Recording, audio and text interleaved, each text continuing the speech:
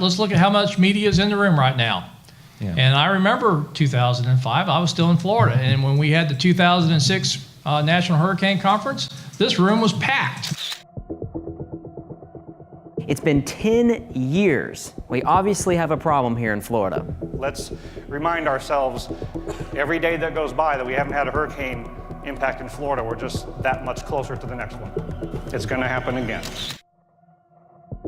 And last year, despite the relatively quiet season, it was painful for forecasters. One of the key topics that we've been talking about is how to deal with uncertainty.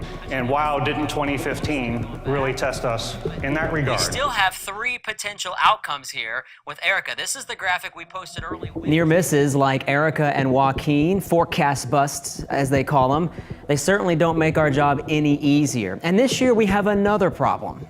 So our April forecast, which is our lowest confidence forecast of the 3 that we issue, is probably even lower than normal this year, just given how many things there are that likely are going to change over the next few months. Simply stated, there isn't a strong signal yet as to how this season may play out. Our El Nino is weakening, and the opposite phenomenon, La Nina, may even develop in the Pacific by this fall. If this occurs soon enough, it could make conditions more favorable for a lot of storms to develop. However, water temperatures in the North Atlantic are extremely cold, and this could cut down on the number of storms that form. Here's a question I got for you.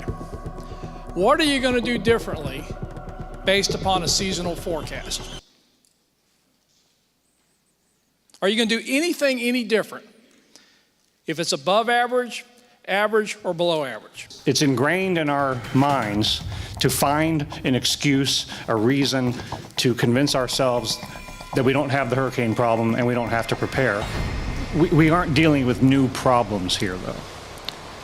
It's been a long-standing problem that many people don't prepare in advance, don't know their evacuation zone, don't have an evacuation plan, don't buy supplies in advance, don't have all the insurance, including flood, that they need, haven't done things to strengthen their home.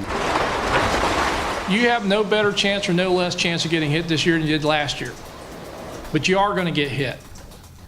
When you look at the decades of data that we have, you don't find any place along the coast that haven't been impacted.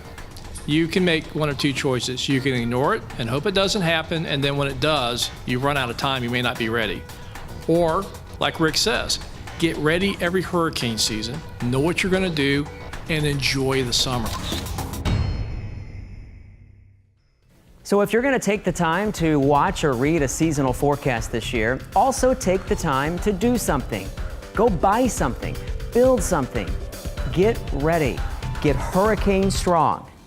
I'm meteorologist Jeff Hoffman from the Florida Public Radio Emergency Network.